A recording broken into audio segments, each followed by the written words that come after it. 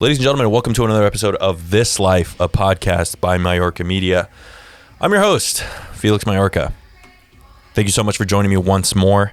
Today's a really, really cool episode. I sat down and spoke with a former teacher of mine, again, and her husband.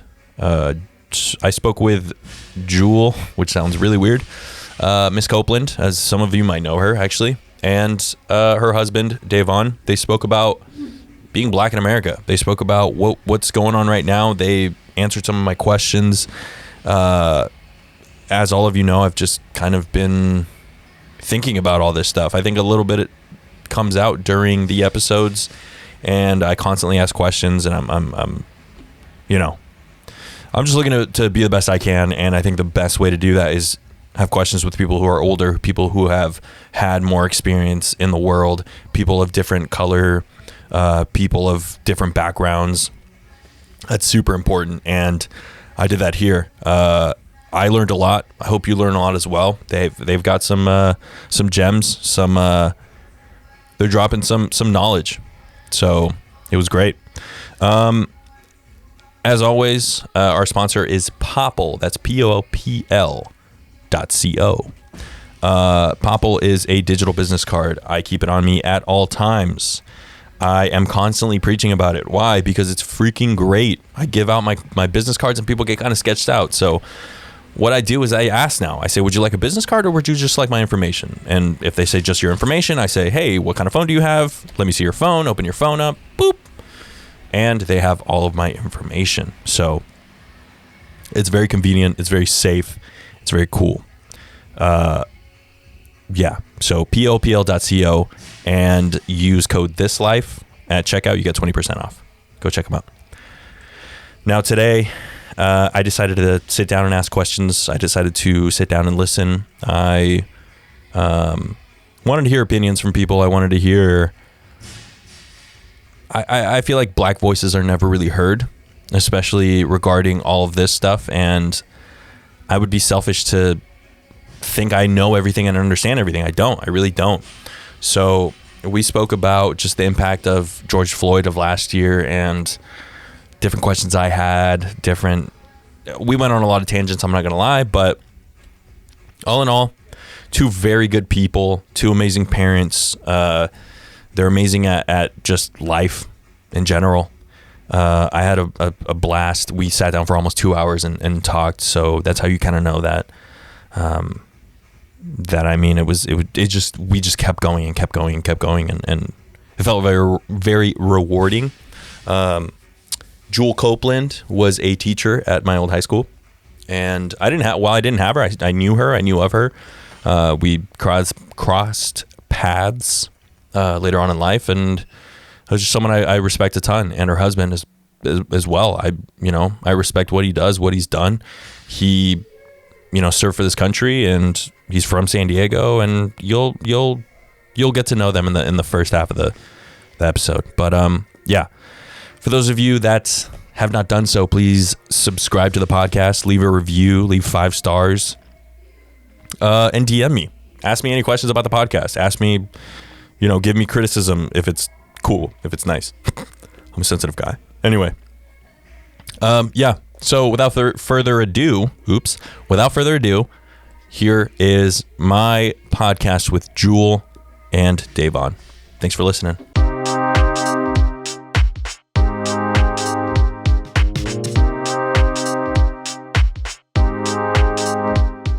And now it's way too quiet. Ladies and gentlemen, welcome to another episode of This Life.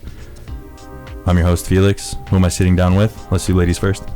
You are sitting with Juel Adriana Copeland. And? Davon Raymond Copeland. All right, Juel and Davon. Now it sounds weird saying Juel. It does sound weird. It sounds weird hearing it. So, what do you want me to call you? Let's just try it. Just Juel? Go for it. All right, Juel Copeland. I'm really excited for today's episode because I do have a couple here, and I'm going to talk about couple stuff. Mm-hmm. But this is more related with race, with everything that's gone on the last year. You were in the military. Yeah. You were a teacher. Mm-hmm. So those of you listening, we're having kind of I don't know. I think it's a great dynamic because you work for the government. You're in the public sector, but you're kind of allowed to have opinions-ish, right? But you're still kind of in that gray area of like, I'm going to watch out what I say. I've worked in the public sector. My brother's in the military. My dad's in the military. So I kind of get that like red tape. Yeah. But before we get too deep, I want people to understand who you are as people. So I'm going to throw you in the hot seat. It's about to get even hotter here. I like it. The hot seat is me asking a bunch of random questions. They're going to have to do something with the actual episode, but for the most part, it's kind of random questions, just to kind of think on your toes. There's not too many. There's 1, 2, 3, 4, 5, 6, 7, 8. 8 questions. Bring it. You guys ready? Yep. All right. Let's do it. We'll do Juel first. Ooh. Miss Copeland. Okay. we'll do Miss Copeland first. Favorite activity to do together as a couple? Workout. I would say that is our most common activity. Like, we work out together every day, but I would say my favorite activity is to travel, and I miss it. But we've gotten to do a lot of road trips. We've gotten to experience a lot of different countries. So I would say travel. So I'm saying workout because I think that in our home, in our lives, like, we have to find peace in different areas, and we start every morning off with the workout. So it's like that consistency, that time that we're spending with each other, even if we're not actually doing activities together, we're in the gym together. So we're up and we're achieving together. So to me, like, that's a staple of our relationship. That's kind of like your anchor. Not It only absolutely for the day, is. but for Things you both. things in our world do not line up when we don't work out in the morning with each other. At least I think so. So I think that I think you're right. You know, traveling is probably our favorite thing to do together, but I think that the most essential thing in our relationship is making sure that we work out. Just working out. Couple Love that. gains. Yeah. Oh yeah. Team gains, baby. Next one. Favorite activity to do alone, separately from each other? Reading. Jiu-jitsu. You don't do jujitsu? I have just tried. I'll go train, but I don't compete. And when I think of jiu-jitsu, like, to me, ultimately, it's about Competing. Yeah. So, and I would argue you don't do that by yourself. No, I mean, like, separate from one. He's like, She is quite frequently a test dummy for me. So you're right. You're right. There's a lot of choking going on in the Copeland household. But I'm at every competition. I'm at jujitsu choking. Jujitsu. Yes, yeah. I'm at every competition. Oh, yeah, I'm in the dude. stands. I've got the Oh, yeah, dude, kids. Sorry. I like how you're a first name basis. It's awesome. Hell yeah, Mr. Copeland. All right. Oh, it's really hot in here now. Something marriage has taught you. It's hard to pick one thing, but maybe one thing that you want to share with everyone. Oh, I'm ready. Go ahead. So I'm sorry that I'm gonna have to give you an example in the way that I have to. So Go for it. I'm a pretty strong guy, right? People look at me and they're like, oh, that guy's pretty strong, right? You know, can make decisions, probably a good leader, or whatever. Marriage has taught me that no matter what you go through in life, having her, right, be there with me, no matter what it is, the good, the bad, the ugly, it's going to be better with her there. And so the example that I give to people when they ask me about that is, you know, if you ask me 1 year from now, 2 years from now, 5 years from now, 10 years from now, my answer is going to be the same. Where do I see myself if you ask me that? And my answer is always going to be, you know, let me ask my wife. And the first thing that someone's gonna think is, "Oh man, that guy's whooped. He's like she's got him in check, right?" That's what I thought. But exactly, I'm just right. kidding. That's usually the immediate reaction. But in my mind, I don't see myself doing anything without my wife. I don't see my life without her. So, although I can make decisions on my own and do all that stuff, I don't want to. Why would I have to when I got her? I know it's a hard act Tough to follow. act. Yeah. Literally gonna say the same thing. Tough act to follow. Go for it. I Try your best. think that the number one thing that marriage has taught me is the value of family. And I think that growing up, I didn't have a good family base. I didn't have a good foundation. And even when Davon proposed to me, he said, on bended knee, right? Like, I know you haven't always had stability. I know you haven't always had someone there for you, but I want to be that person. I want to build with you, and I want you to have family with me. And so when you don't have something, I think part of being resilient is you learn to train yourself to not need it. So I didn't need anyone. I didn't need a base. I didn't need any of those things. And now I can't fathom not having those things. So I've learned a lot about family. I've learned a lot about extended family and compromise, and even like sibling relationships.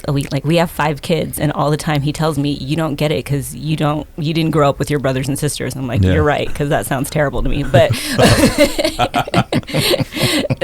so I had to learn about family in order to have a family, I guess is the short answer.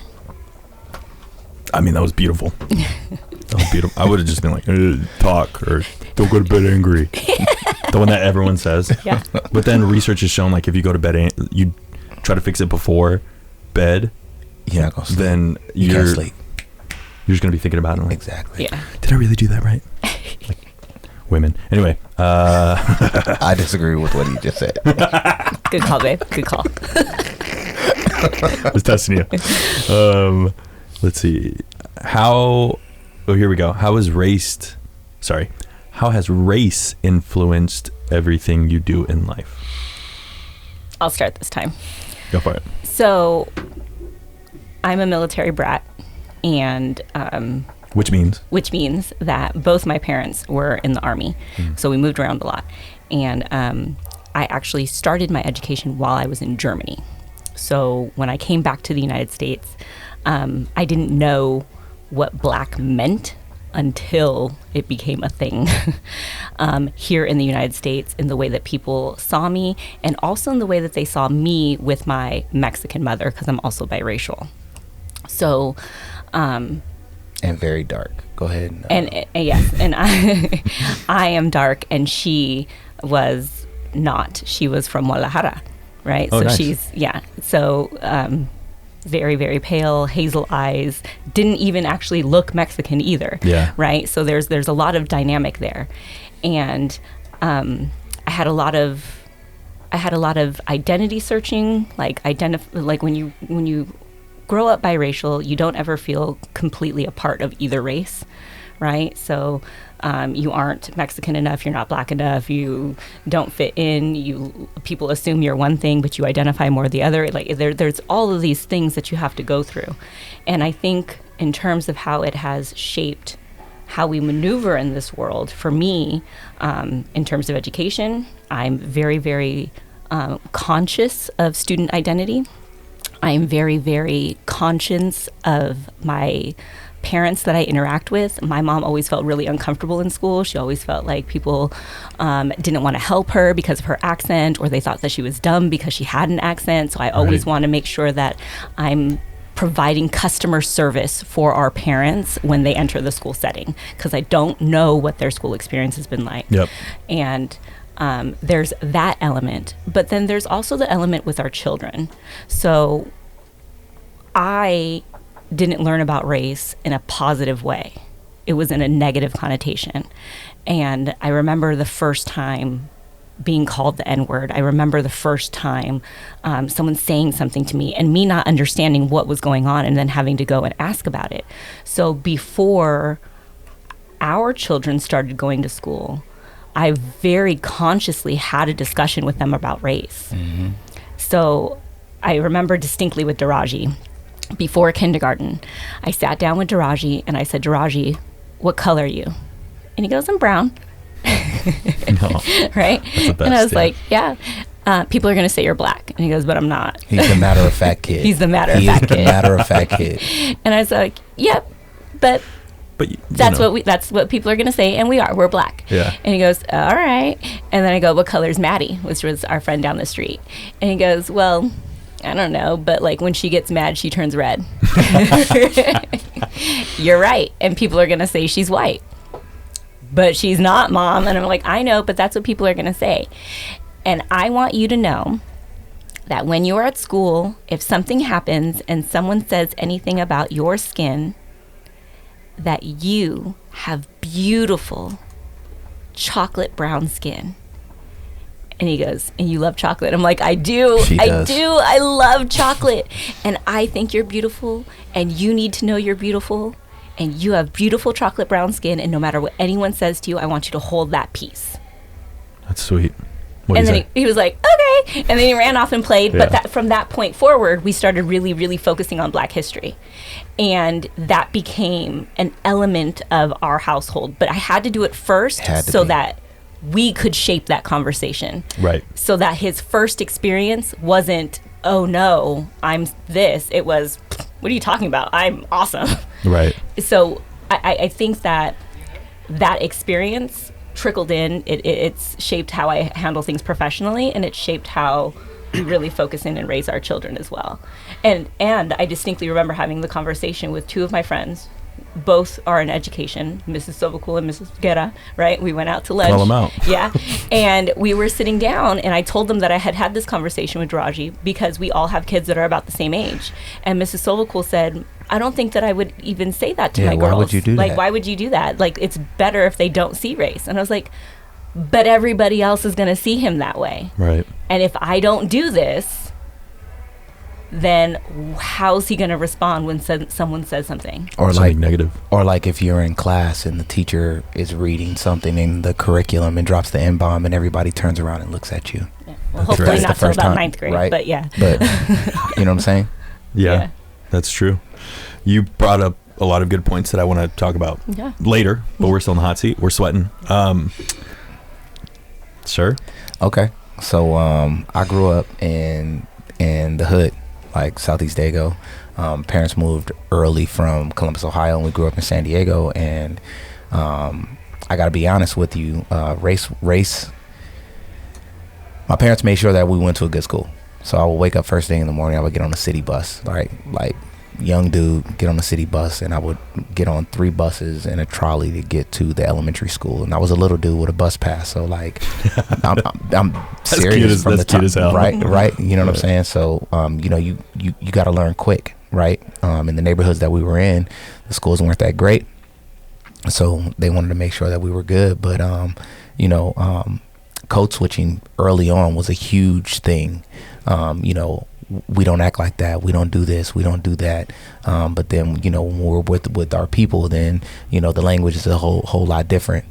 You know, there's a level of comfort and everything like that there. But as I got older, I realized how to navigate the world through the lens of race, right? We ended up, when I was in high school, and I'm just going to skip all the stuff in between, but in high school, we hit the Section 8 lottery. And for those of you that don't know what the Section 8 lottery is, it's not like the real lottery. It's you get pick of the low income housing that just now got built, and it just so happens that the lottery that we hit was in Del Mar. Ooh. Okay, so up to this point, I didn't realize how poor we were, right, until we moved up to Torrey Pines, and things were very different there. So I went to Torrey Pines for 2 years, and you know, there was a lot of racial stuff that went on there. By and large, I got treated pretty well by the people that were there and everything like that.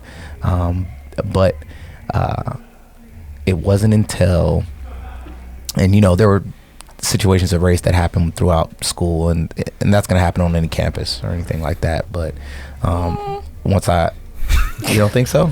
I'm listening to you say that by and large you were treated very well, but I have 2 distinct stories in my head of what happened when you were there, and none of that is okay and shouldn't happen on any campus. I think it's one of those. Yeah, so there were incidents that happened. Somebody, you know, wrote "die N-word" in a locker, you know, and we ended up fighting. There was another reason. The reason why we ended up getting evicted out of the But pause. They wrote "die N-word" on your locker, and how long did it stay up?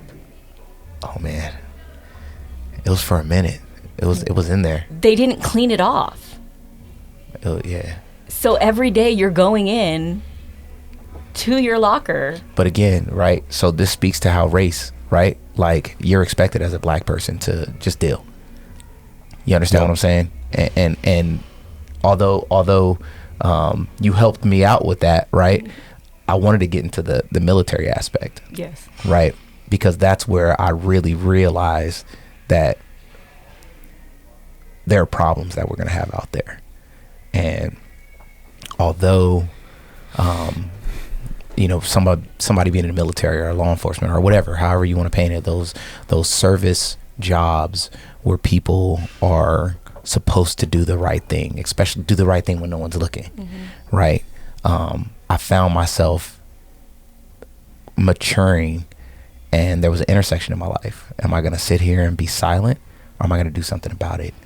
My first ship, I checked on board the ship, and I had this white guy who was a chief, and chiefs are like seriously, the backbone of the Navy, right? And the chief tells me, hey, we got a gun shoot. And I'm like, oh, cool, because, you know, my job, we deal with weapons and everything. And he's like, if I take you to the gun range, I bet that if I drove a car out and let you shoot from out of the car, you'd hit every target. This is my chief. Drive-by joke. Right. Oh. For those of you that live in Del Mar. So yeah. But yeah, those are the type of things, and the higher ranking in the military I got, I realized that, especially when I made chief, I was told, like, you're too loud, you're too this, you're too that, be quiet, and all this other stuff. And I realized real quick that people wanted me to make myself smaller for rooms that I had outgrown. And if I wasn't going to be that, then I wasn't going to have success. And that ended up being a lie. I did pretty well in the military. And it takes a little bit of indoctrinating, right, to be successful in the military. But after I retired, I realized through all of the racism and everything that I've had to go through, whether it be in my life prior to the military or during the military, I promised myself that I would never do that anymore. So there's power in knowing who you are, owning who you are, and not being apologetic, you know. And I go to work every day, and I have a responsibility because I'm being looked at as a representative of the black community, right? But more than anything, I have children that are looking up to me, right? I have cousins that are looking up to me, and so I hold that responsibility dear and near to my heart, and I would never do anything to destroy that. So as a black man, it's the first thing that people see, and it's the first thing that people judge. So I gotta be a strong representative of that first, because that's what people see first. Even if it's not what someone may say or whatever, it's the first thing that you see. Yeah. Right. So I mean, I don't want to compare myself to that because obviously it's different, but I kind of get that sometimes when I work with, you know, people from Carlsbad or something like that. Yeah. And they kind of do like the whole, oh, you're just a kid. I'm like, yeah, I'm just a kid. And they're like, where are you from? Escondido. And they're like, oh, Escondido, nice. And I know it's not like it's probably not a malicious thing, but it's like, oh, you're like a young brown kid. Yeah. You know what I mean? Yeah. And I just kind of like, I'm like, and obviously yours is more severe, like someone writing on your locker, but that kind of shows the extent of like how like people of color just kind of have to sit there and go, yeah, okay. Yeah. All right. And just wait for it to, because pass on by. They have no other choice. Yeah. And when I say they, I always tell, like, yes, I'm a person of color and everything, but I came from privilege. Like I mean, you taught at the school I went to. It's not nearly as bad. As everyone thinks it is. Exactly. And obviously we had our moments and stuff. But yeah, I come from privilege. I've had racism happen to me, like little stints and stuff where, but again, it's just one of those things where it's like, oh, it's going to happen. Yeah. There's levels to it. Yeah. Those are some great responses. All right. And I don't think that anyone should ever minimize their experience. I think that as people of color overall, we are forced to navigate in a certain way. And I think that it does get normalized, so much so that sometimes we don't realize until we start saying it out loud. Yeah. Right? It was just a joke. Relax. Yeah, or that's not what they meant. But I dislike the idea or the notion that discrimination has to be intentional. Right. Right? So whether that was your intent or not, that was the impact. Yeah. Like the drive-by joke, Right. quote unquote joke. So I just think that we have to be very cautious of that, especially in a world where people like to deflect discrimination for people of color by saying, well, I don't even see race. But you do, or Yeah. you wouldn't have made that statement. Right. Right? Yeah. So I think that we have to, so here's what I say to in class now. We have to raise our stamina for having discussions about race. Okay. That's Right. smart. All right. Let's talk about a bunch of other crap that doesn't matter. Best thing. I wrote these, so we got a problem. 3 o'clock in the morning. 3 3 p.m. a.m. I had a great idea. What's the best thing about where you live? So we just moved to Escondido. I saw that. Yeah, we are now From Escondido where? residents from Mira Mesa. Okay. And so I would say the best thing about our new home is our neighbors. We have a new pod where the kids can run out, they can go back and forth, and it's nice to have neighbors who will drop off food for you just because. It's nice to have neighbors who bring you flowers on the International Day of the Woman because they think you're great. Like, it's awesome. nice to have that. It will be nice whenever we go back to school to be so close to work. Yes. Not have that long commute. And it's really nice to have fresh oranges and lemons and peppers and avocados. Dude, we have some sort of weird microclimate here because my mom always plants random stuff. And it just grows. And it grows. Yeah. It's amazing. Like, we have guayaba in our front yard. Like, Some like tropical ass fruits, and you're Yeah. like, we got bananas too. okay. yeah, we have plantains. Yeah, so it's amazing. So there's a lot to really appreciate. Free shavaka dues. Free shavakadoos.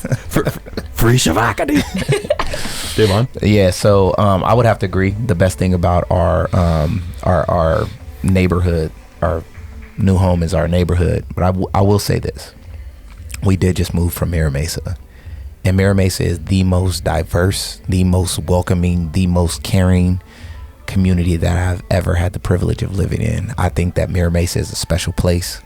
The school that we have our kids going to was Erickson. It's the elementary school, and then Challenger is the high school, our junior high.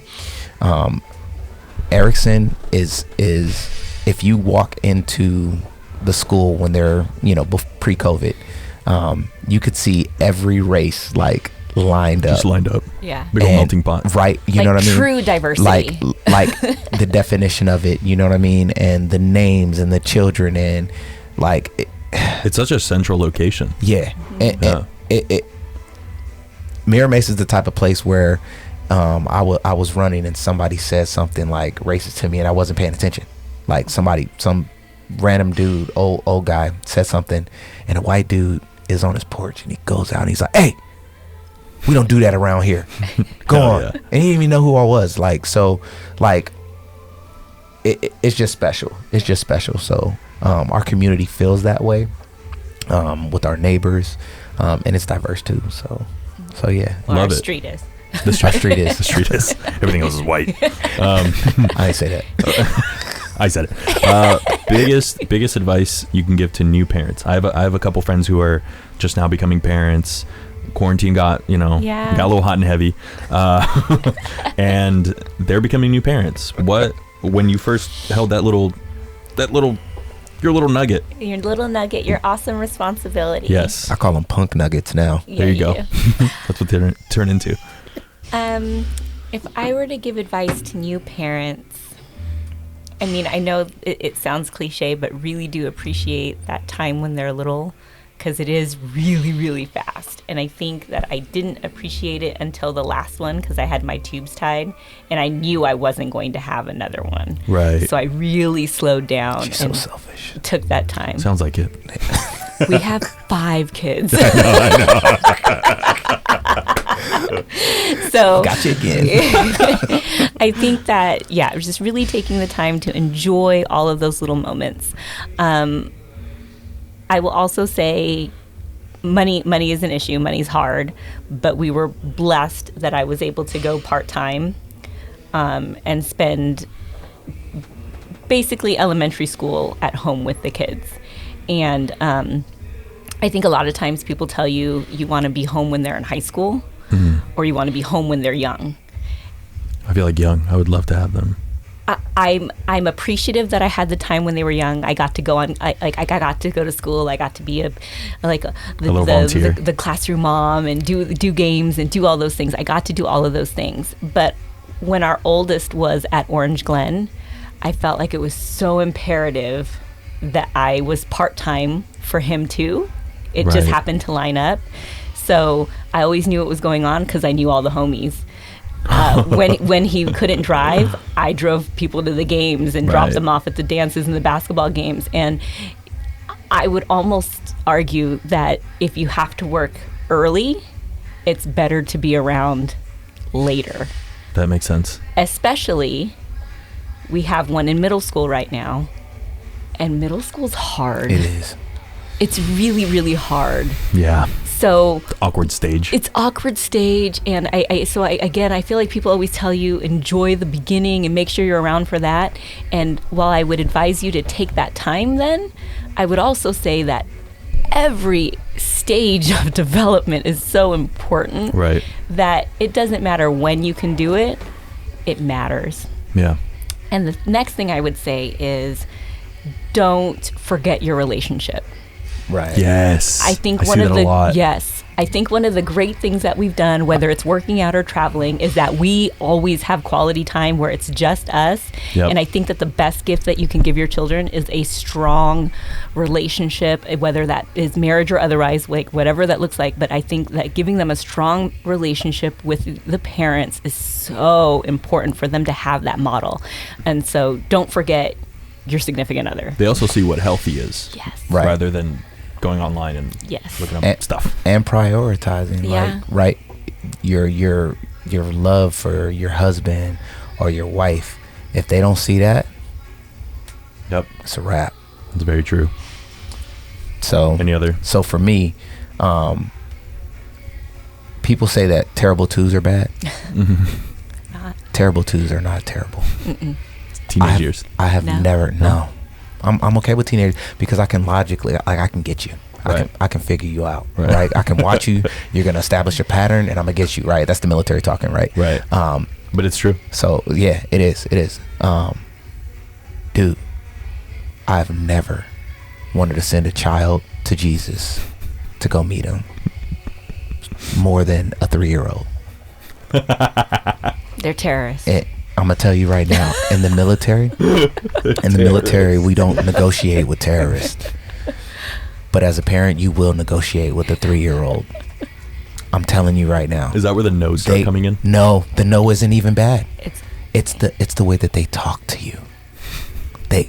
Everything is such a matter of fact, and like it's it. The whys become like you think a teenager snaps.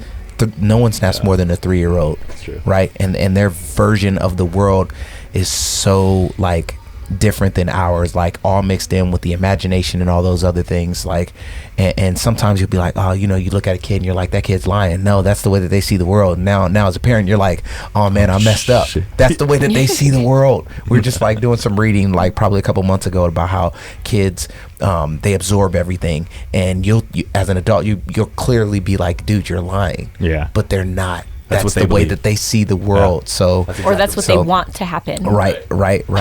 And then the other thing is this, man. Like, just be there. You know what I mean? Just be there and love them and love on them, and let them know that they're worthy, that they're valuable. You know what I'm saying? Still discipline, because that's a part of parenting, right? But you got to let them know that they are important. You got to let them know that there's nobody out there that is made like them. You know what I'm saying? And empower them to speak up, empower them to be strong, empower them to do the things right. Because at the end of the day, like, and I have this conversation with people all the time, man. Like, you think about, and this is oversimplifying it, like some people are gonna roll their eyes or whatever when they're hearing this, but this, like, as a parent, it is not your job to control. As a parent, it's your job to show them who they're going to be until they're old enough and mature enough to make that decision. And sometimes they may leave before they are, right? It's their choice. But if you think about like a seed, right? It fell from a plant. So a big mighty tree drops and then another tree sprouts. That tree's not doing anything to stop that plant from growing the way that it wants to and reaching for the sky. So as a parent, your job is to nurture, your job is to protect, your job is to give it some sunshine, give it some life, give it some love, and to teach it to be autonomous and make decisions. It is not your job to control, because the moment that you think that you're going to control it, you're going to lose it, you're going to lose them, you're screwed. And then exactly, and then they hate you. yeah. And then you're spending a whole lot of time like trying to fix things, right? Right. Like fix things instead of loving on them, right? Yep. Right. And I'm saying that from experience. Mm-hmm. Yeah. You know what I'm saying? Well, I mean, I think the old school way, quote unquote, that's how we're raised. Yeah. And we're not the same generation, but we have that little trickle of say something that you shouldn't, you're gonna get spanked. Yeah. Right. And you don't get sit down and like talk to, like, do you understand why what you said was, so then you just become like, scared or angry or, and that's how it I mean, our parents, and I tell my mom all the time, both my parents, I'm like, you were my age. I don't even know what I'm doing tomorrow. You were like, I'm proud of you. I was like, why? Yeah. And you're like, oh, you're doing so many things. I was like, I guess, but I just think about, throw a kid in the mix. Oh, forget about it. That's freaking crazy. So that's why one of the ideas I was like, well, you guys have 5 kids. Mm-hmm. Should ask this question. I hope you guys listening out there got something from this. All right, last 2. Burger or pizza?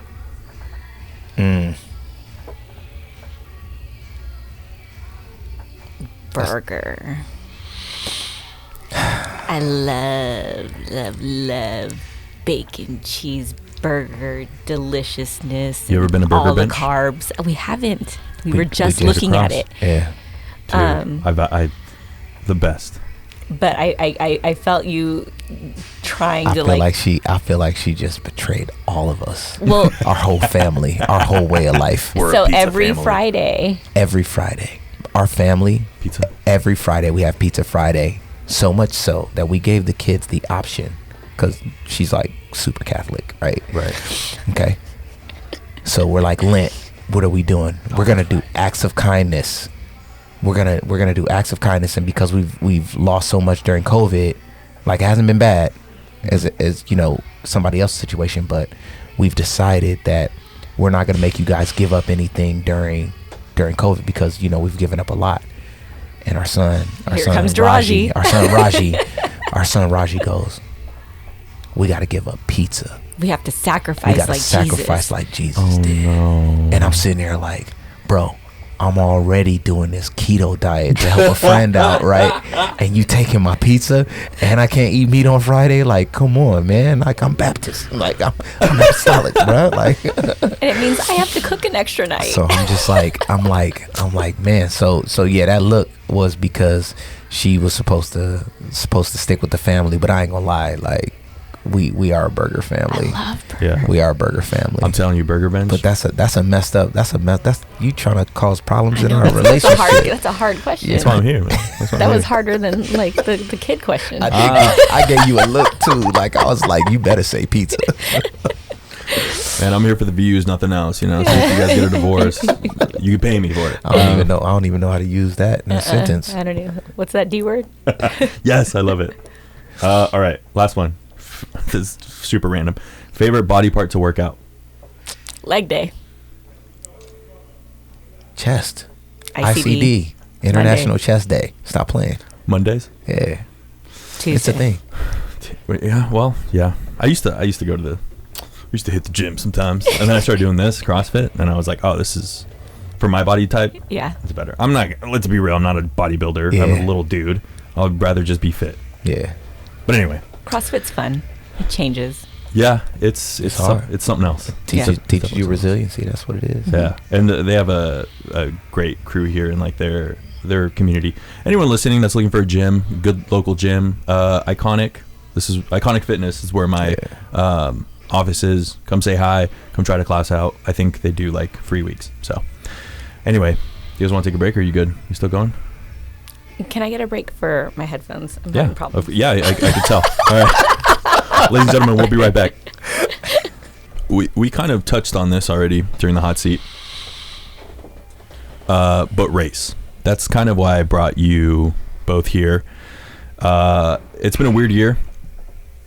And I can't think of anyone better to talk to this about than yourselves. You both have kind of a way of thinking. You're obviously a black woman who's a scholar. You, my friend, were in the military.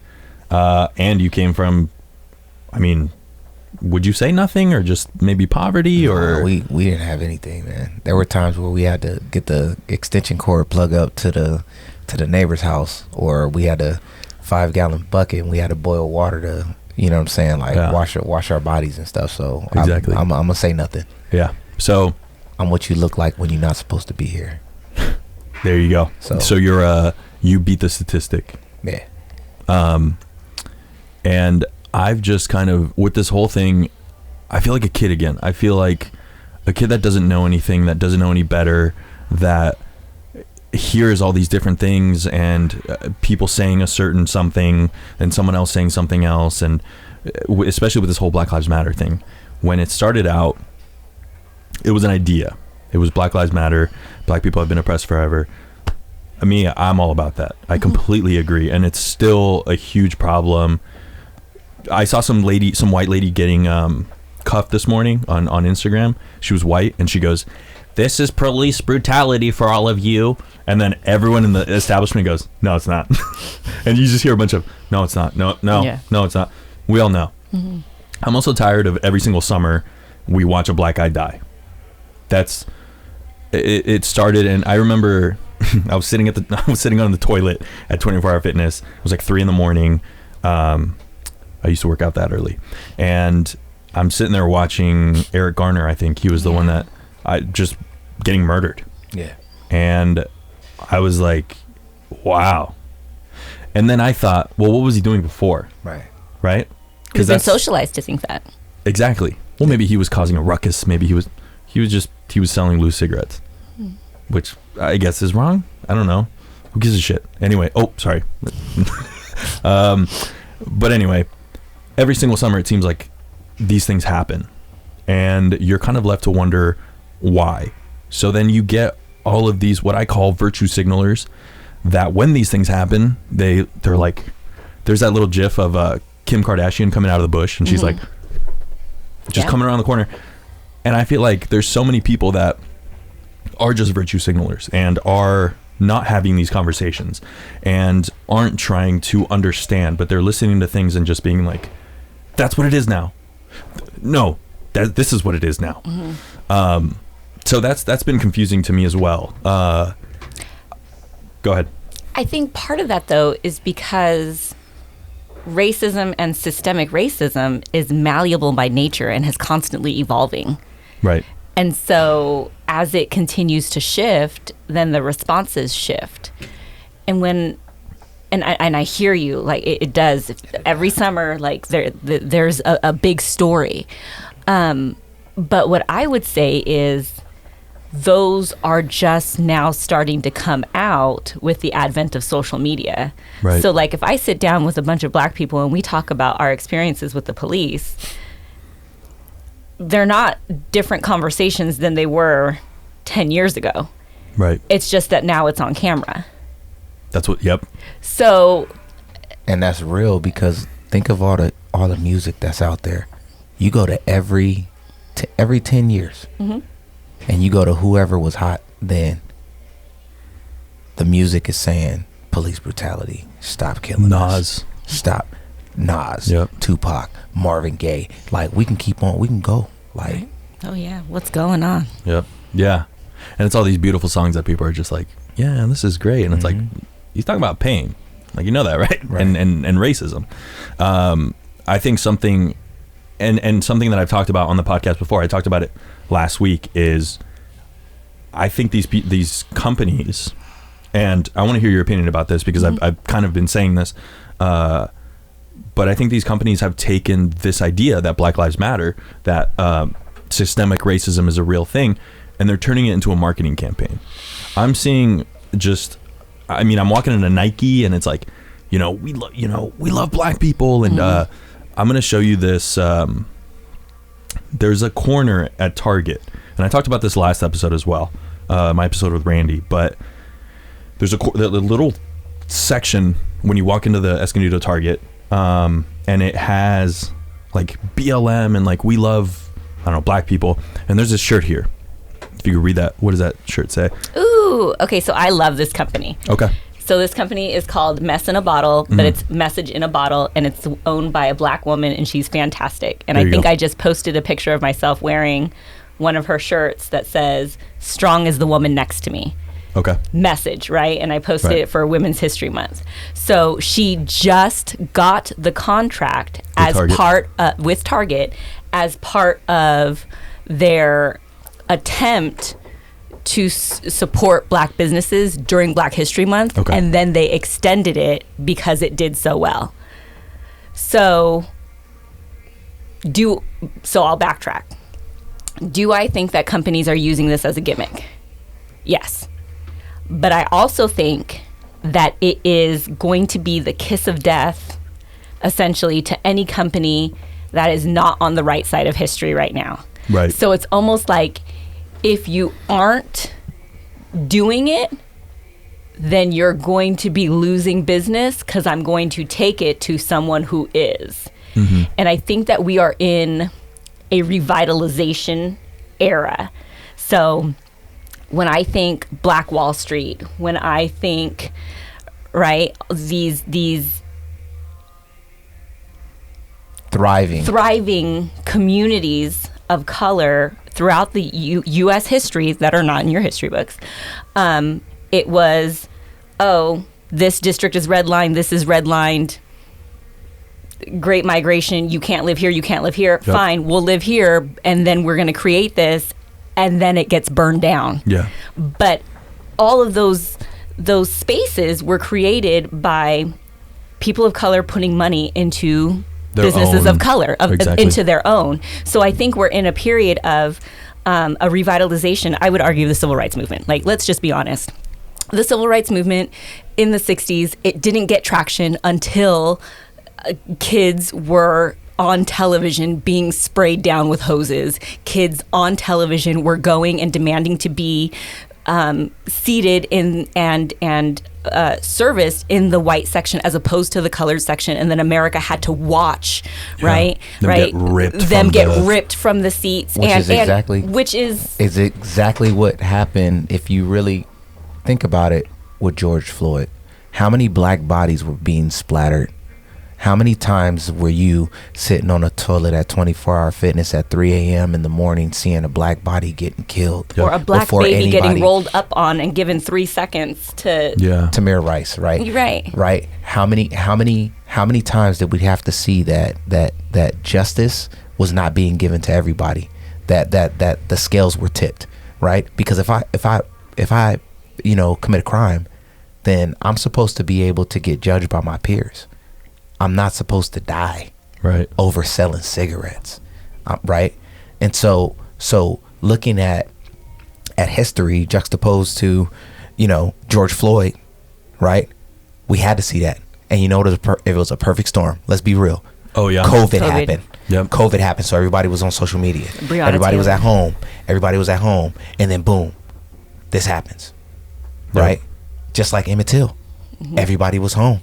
Yep. Everybody was watching on TV. Everybody had to see that, right? So to your point, to your question, right? I know when you look at that, it looks like it might be pandering, right? And I could see that. Right? At least the immediate thought is this is pandering. But how many times have you gone into Target and seen any black company being promoted at Target? So Not even makeup. Not even if I want to try and go buy stuff. Right? Yeah. She can't get stuff that's her skin tone. You understand what I'm saying? So when you think about the big picture, right? There's different ways that we're going to look at this, right? I'm 100% with you. Yeah.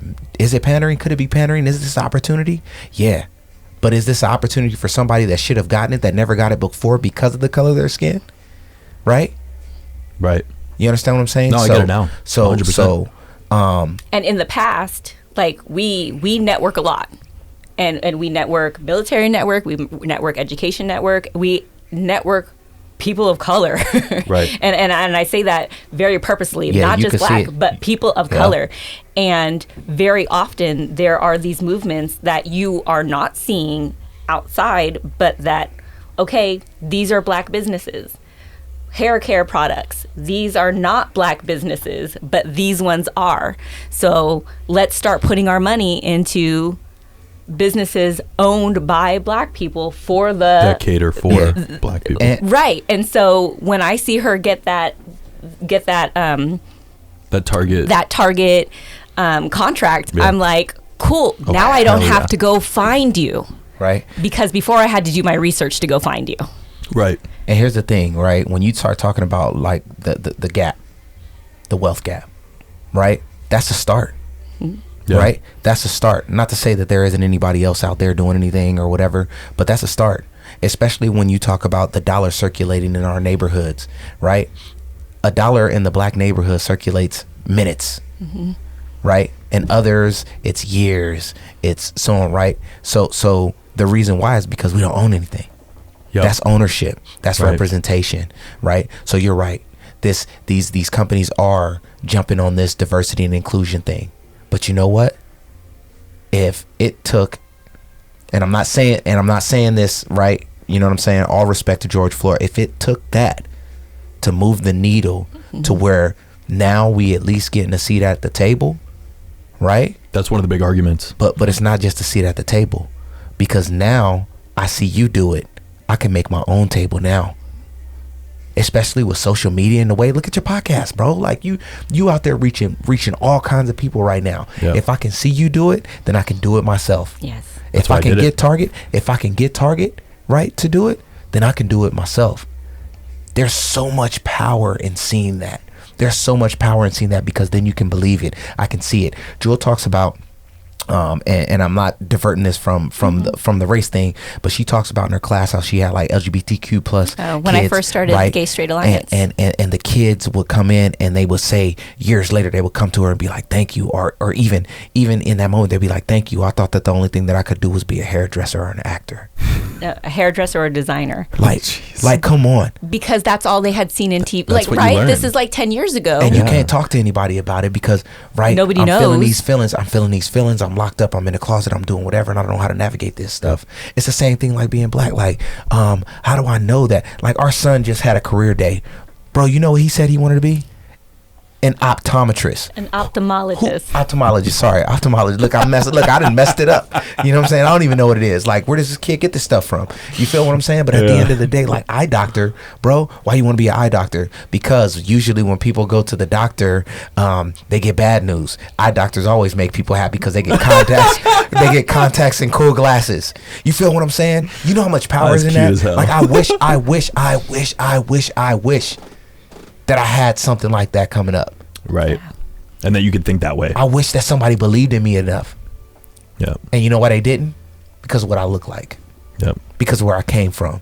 Because well-meaning white teachers decided what my fate was going to be. Yeah. So you like basketball, Davon? Yeah. Yeah. I got kicked off the team. Well, there you go. But I know we diverted, but Sorry. it just so happens No, that I know no. that business, and it's because we've been talking about where do you put your money? Where do you put your money? And I'll broaden it out. Think of how many taco shops are not owned by Mexican people, but have Mexican workers there, Yep. right? And so then one opens, and then it doesn't take off because it's expensive or whatever, and it just gets pushed aside because of whatever generic is there. If they get a contract, they become a chain, Yep. right? I'm taking my money to them. Oh yeah. I want you to have your chance. Yep. And to me, that's the same thing, regardless of why. I'm going to help you. No, that makes sense. That one hurt. That makes sense. I ain't gonna lie to you. Why is Like that? this is how blinders happen, right? I just automatically assumed that a Mexican person owned a Mexican restaurant. Mm-hmm. Do you understand what I'm yeah. saying? Like, but now I'm like, dang, she's right. Yep. Just like we used to assume that if we bought black hair care products, It was from. it was a black-owned business, and it wasn't, No. and that's why it was stripping our hair. Yeah. Yeah. It was some white guy going, you know what? Give them this. Yeah. My naps look luxurious They look today. I'm fantastic. just throwing it out. Like, y'all know y'all can't see me. But So this brings up a great point. I love being wrong, and I love kind of people telling me, you know what? No, hold on. I see how you think that way, but Yeah. blah blah blah.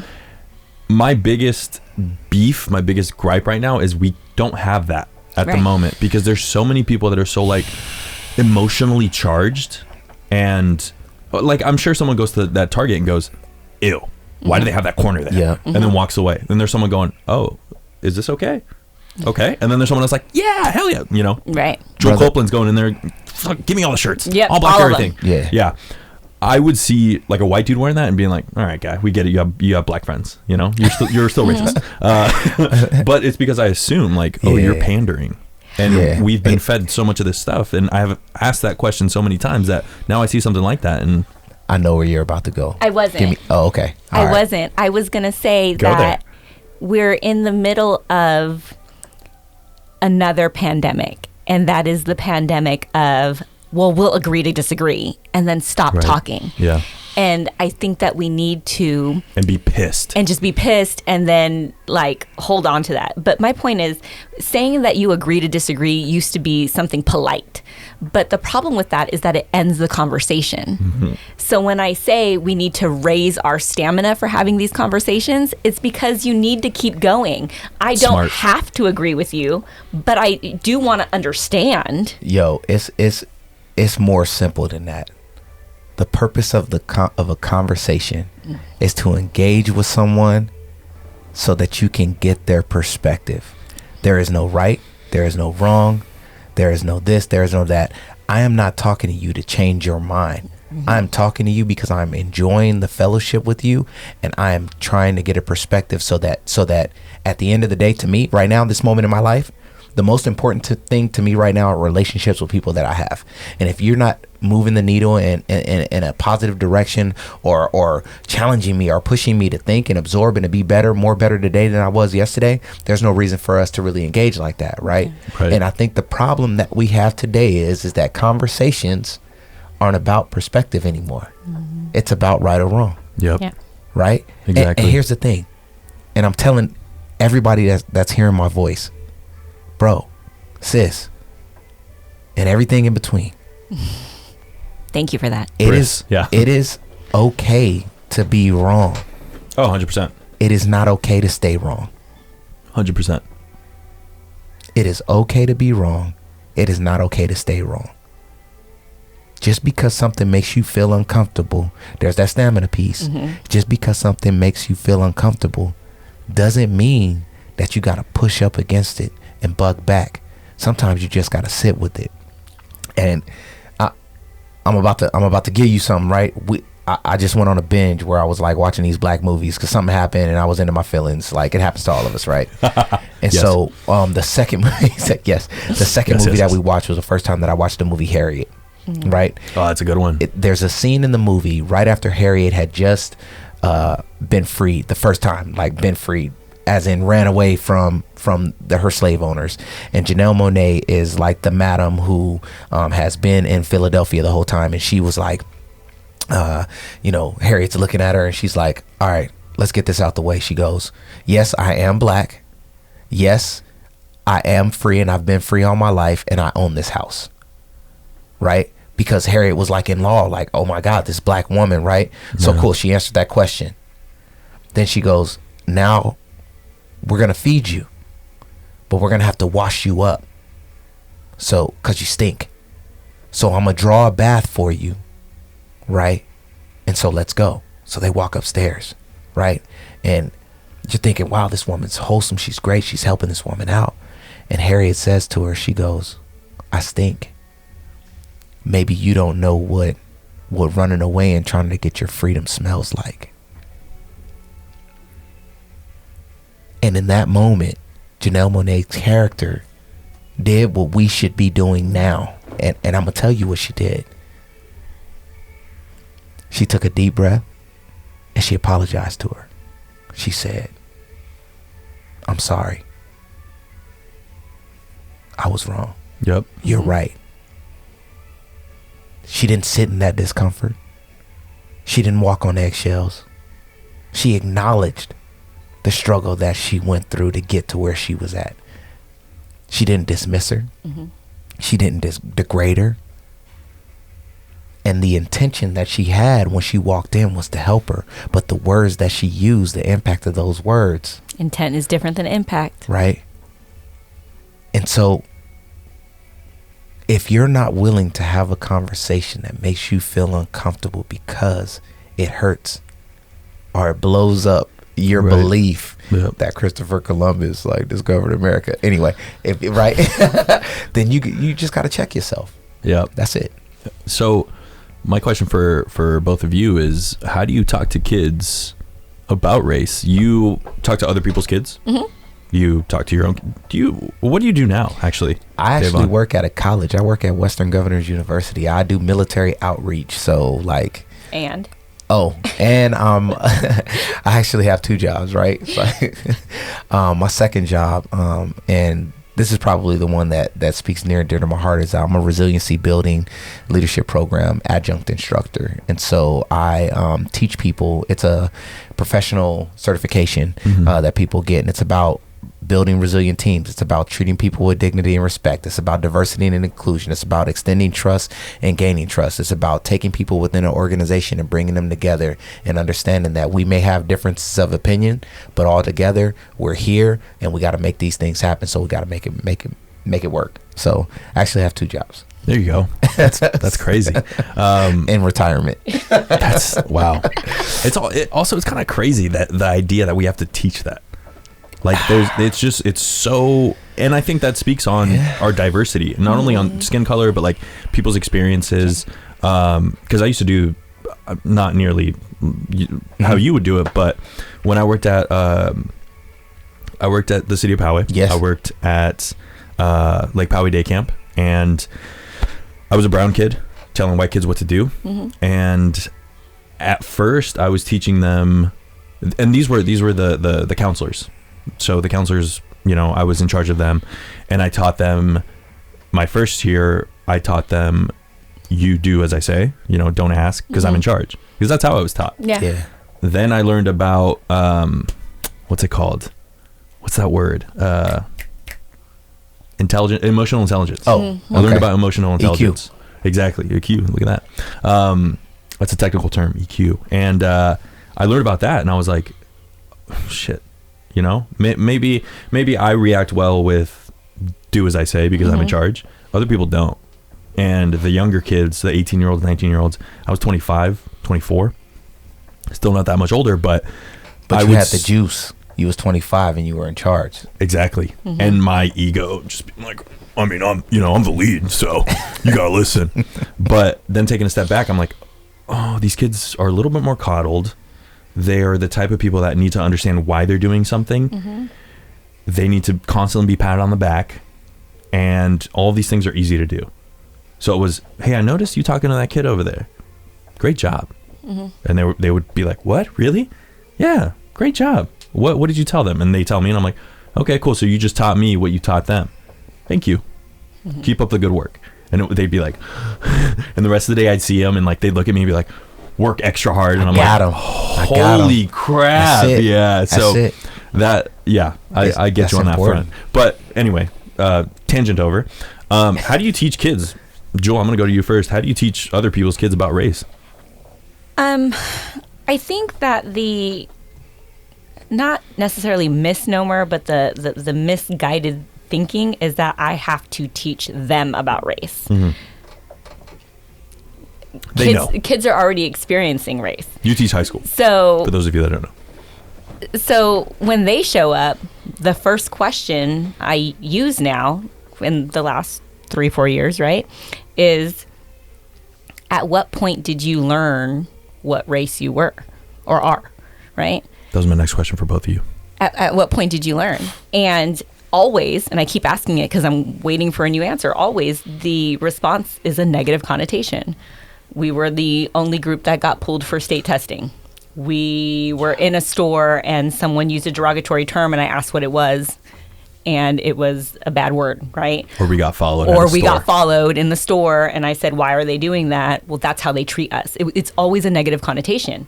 And so once you tap into that and you give students a lens, it's really easy to have discussions on race. And in the events where they feel uncomfortable, my tried and true tactic is to type up statements and give it to them in small groups when I used to be in the classroom. And I would have them take turns reading them out loud and say, to what degree do you agree or disagree? Or to what degree have you heard or had experience with this statement? And then that opens up the aperture for more conversation, right? Because it's not me saying it. I'm just reading what Copeland gave me. Right. Right. So it allows this out. And then they can say, well, yeah, I have heard this. Or I didn't even think about this as a bad thing, but my coach says this or my aunt says this or right. So I think that that's part of it. And so they know about race. It's giving them the space to discuss it. I think a lot of times we are socialized to not discuss it, right? If you're in a store with a young kid and they go, hey, look at that black guy, right? And you go, shh, like black is a bad thing. Yeah. Right? It's just what they see. It's just what they see. Whereas if they said, hey, look at that handsome guy, you wouldn't be like, shh, right? So you're like them, huh? you're enforcing this idea that race is something that should be shush, that shouldn't be discussed. Mm-hmm. So we're socialized that way. And I guess what ends up happening in a classroom setting is you have to break that socialization and make it okay to talk about something in a respectful way. And once you create that space, I don't have to teach them about race. Yeah. There's a level of comfort that comes. Yeah. So for me, go ahead. No, it's about dialoguing. It's different with our kids. It is very different with our kids. So I'm a youth wrestling coach also, right? Mm-hmm. And so again, I coach. What does this guy do? I coach at Mayor Mesa, and again, it's super diverse. And I think that the best way to teach kids about race is to have them fully immersed in race with other races, mm-hmm. other people, and I think that when I was growing up, I played sports. I never had a problem with describing a dude as that black dude, that white dude, that Mexican dude. It wasn't until I got into my professional world where somebody would be like, who was it? That tall guy over there. Bro, is he black? Is he white? Is he Mexican? Is he this? Is he that? And people would get really uncomfortable with it. And to be honest, like as a black person, right, you can know people that are comfortable with you and not by the way that they say black. Black guy over there, you know what I'm saying? With the red. Like, you know what I'm saying? Like, so for me, I teach it by bringing the kids together. But as far as our kids, we are honest with them. We use music. Toby Nwigwe, mm-hmm. hella black. You know, we watched probably like 2 years ago The Great Debaters, mm-hmm. Denzel Washington. So we show them, we teach them, and then we have conversations. Like, you know, the teacher over here, right? What'd you think? We hit pause, mm-hmm. and we have a conversation. So much so that we were watching a Marvel movie the other day, and which one? It wasn't a movie. It was one of the series. One of the series shows. Because you have to watch it because it connects. That's a whole nother conversation. Agents of S.H.I.E.L.D. And I would mm-hmm. totally be down to come and have a conversation about Marvel. Oh, 100%. As soon as you were like, is that Thanos? I was like, yes, sir. My man. But the guy is an alien. He comes to the United States, and you know, they've already been like, oh, yo, we are the epitome of illegal alien. And our 7-year-old hears it, and he's like, okay, he's got that. And the police arrest this dude, and he goes, that's how they do black people.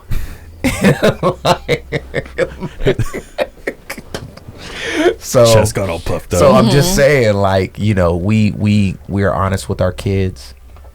I also think it's easier now. I think that in 2015 they did a study, and there were more trucks than there were people of color in kids' books. and I can go back and I can find the exact percentage. That's such a random. but it was by a lot, right? Like more than 50%, like a ridiculous amount. Like a ridiculous amount that there were more trucks than people of color in kids' books. Just so you know, like, the world should know that you're the only person that would know that. In the room. In the room right now. But that's something a high schooler would be. The educator. Oh, that's crazy. Yeah. But high schoolers are dumb. We're dumb. That speaks to, right, that we're in the middle of this social revolution, this element of change, so that it's so easy now to find books for little kids and start having those conversations early. Like, we have a I Am Jackie Robinson book. Mm-hmm. And I read that with them before they were 4 and 5. And we looked at the pictures, and little Jackie Robinson says, I wasn't allowed to go to this swimming pool because it was whites only. And then one day a month, everyone was allowed to come, but they emptied the pool after and then refilled it for the rest of the month. Jeez. So why did they do that, Mom? Yeah. And then you start talking, and you don't lay it on super heavy at first, but you do say it so that they aren't shocked. Yeah. Here's the thing: when you do that, like, at the end of the day, all of us are indoctrinated into believing that black is inferior and white is superior, bro. All of us are, right?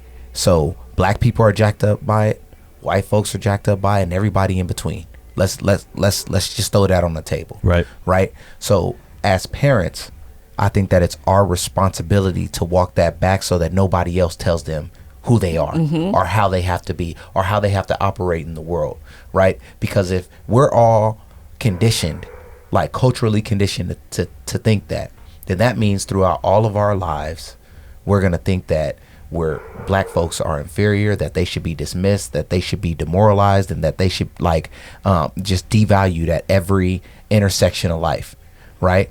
But if we capture it when we're younger, then we can have them be resilient enough and have that stamina to be strong in areas that I may not have been able to get to until now, right? As an almost 40-year-old man. You understand what I'm saying? Like, I think it also makes them resilient to try new things because they can. Yeah. Right? G-Paw wouldn't have been able to do this, but I can do this. Yep. So other kids aren't going to be able to have this opportunity, but I do, so I need to make the most of it. Other black kids will say, I can't do that. We don't do that. We say it all the time. Mm-hmm. Right? That's something that black, we don't do that. We don't go to the ocean. Right? We don't go Well, swim. why not? Because that's that indoctrination, right? You understand what I'm saying? Like, yeah. It is funny. I ain't gonna lie. It is funny. Like, we ain't jumping out of a plane. It ain't happening, right? But you have. But I've jumped out. Because we so same thing. When I was at City of Poway, there were some older high school kids who were black, and they were like, we'd go fishing. And they'd be like, man, black people don't fish. Man, that's some white people shit. Hey, oh man, I got a story. I don't know if I should tell it. I don't know. Up to you, man. Go for it. All right. So shout out to Samaya. So if you're listening. So I'm throwing this out there. So Christy is the culinary arts teacher, right? And she always makes the best food. So we moved into the house in Esco, and we had to do a whole lot of stuff, remodeling and everything. I saw that. You guys killed it though. Okay, we had to do a lot of remodeling. I mean, my back was hurting a lot. She gave a lot of food to me though. I was very no, you're not gonna dab me up on that. No, this is a new office. Look at you. No one saw that. You're good. You're fine. No, so anyway, let me grab these. Yeah. Keep going. So Christy calls and she's like, hey, I'm thinking about coming over, and all I'm thinking is, hey, tell her to bring something, because it's like Thanksgiving time frame, you know what I mean? And I'm like, oh yeah, Christy's gonna bring us food. So Christy comes over and she drops off this pie. And she's like, just to let you know, I didn't bake the pie. Strike number 1 for me. So you bringing us something over that you didn't cook. And for the listeners, Christy's white. Okay. So Christy's like, I didn't make this pie. I'm like, who made it? And she said, Bren made it. And I was like, strike 1. Strike 2. Bren? Bren. Stop playing. You know who Bren is. Who's Bren? She's white too. Okay. Well. So I'm like, strike 2. I ain't eating it. Then she goes, it's a pumpkin pie. Listen, man, black people don't eat pumpkin pie. We don't. Do a poll if you want to. We don't do it. We don't eat pumpkin pie. We don't. We eat sweet potato pie. Right? Right. I'm being serious. Like, it's a cultural thing. No, and yeah. this was cool. So it's like 3 o'clock in the morning. Everything closed because we in this COVID environment, right? That's right. Ain't nothing to eat. I'm losing it, but I'm not leaving until I finish what I got to do. And so I'm like, Jules like, baby, the only thing that's in here is this pie. The only thing that's in here. We don't have a kitchen. Because we don't have a kitchen. We don't ain't have got no anything. food. We can't. She's like, the only thing that's in here is this pie. And I was like, just cut a little piece of it. I just need something to get me through this. Yep. A sugar rush. Listen, man. So apparently it wasn't just a pumpkin an pie. Upside down sweet potato pumpkin pecan pie with cake mixed into the batter. Next level stuff. But I it ain't was never been. ridiculous. So listen, I've crazy. never tasted bomb. anything that was so good. So then I was like, oh my God, I feel so bad. Do you have Bren's number? She's like, why do you want Bren? Because I need to apologize to my white friend. Right? Hold on, wait. So then I do what every black person would do in that situation. I call a black friend. And I say, Your black advisor. I call my black friend and I say, hey, bro, what you doing? He's like, what's up? I'm like, bro, I got to tell you something. He goes, what'd you do? And I said, bro, I ate pumpkin pie. But it wasn't no normal pumpkin pie. And I told him what it was. And in the background, his wife yells, me too. I did it too. Just like that. So I was like, man. So we called Christy and Mike and we're like, hey, yo, I really need to apologize to Bren and you. Like, and I explained the whole I'm not eating the thing, like whatever. And she goes, wait a minute, black people don't eat pumpkin pie. I was like, we don't eat pumpkin pie. But that was bomb. And like the way that you guys mixed it up, it's like how the world should be. It's like that pumpkin pie was like Drake. Black and white. Black people love it. White people love it. Asian love it. And I was like, tell Bren I appreciate it. And I didn't know that white people was doing it like this, but I like how we bringing it together with food. You know what I'm saying? So that's the story. Like, you know? I will point out, she also called back a couple hours later because she had to call another black friend to make sure, like, just ask them randomly, like, do you, do you eat pumpkin pie? Do y'all? Yeah, and we're coming like, over. No. We're coming over to bring pumpkin pie. I don't We know don't what do you're that. bringing that for. You're not eating that. Toss it. So What's she the best called. way to deliver it? Toss it. She called to confess, and she's like, "So yeah, it's 2 for 2." Ask anybody. Ain't no black person eat pumpkin pie. Now, I want to piggyback off of that because while all the jokes are fun and all that, Yeah. you were talking about, and I always quote this rapper Earl Sweatshirt. Mm-hmm. He used to say, my or God. he says, too white for the black kids, too black for the white. Yeah. So obviously I don't say full every other you teach at Orange Glen, you've been to Orange Glen, Right. I don't wear Dickies all the time, you know, I quote unquote dress like a white guy. So all my kind of young adult life I've heard, oh you're Mexican, You speak so well. yeah, you speak well. And black people get the same, you speak white. And Chance the Rapper said the same thing. He was like, why are people saying, I mean, I don't remember the actual quote, but now when I do things like this, it's just because that's how I grew up. And I was told, don't buy Dickies, don't slick your hair back, don't do these different things, your shirt's way too big, people are gonna think you're in a gang. So that's how I grew up. I also grew up like, say things correctly, don't call people fool. I've heard dudes call teachers, nah, fool. Yeah. Don't do that. I don't think any of my listeners do that, but if you do, don't do that. So where's that kind of fine line of like, loving your culture, because I had an identity crisis for a while too. I was like, I don't want to speak Spanish. I'm not Mexican. I'm not illegal. I'm not an alien. I'm not a, you know, is that kind of like an identity thing? Is it, where does that cross over? Where is it okay to cross over? Where can't you cross over? So I have so many thoughts on that, and I'm going to try and answer your question without going on too many tangents. You will, and we will. And yeah, and that's all good. Too many. Yeah. So I think that it is an identity thing, but I think that it's this element of and I feel like self-hate is a strong word, but it is that. Yeah. Like we are taught to disassociate from certain elements of our own culture. That make us who we are. Bad.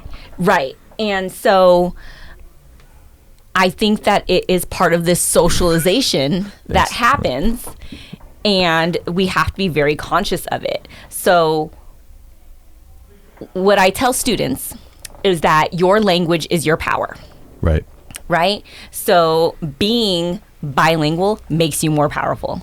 But being able to code switch also makes you powerful. Yeah. And whether you are a minority or not, when you are sitting in this classroom, you are young.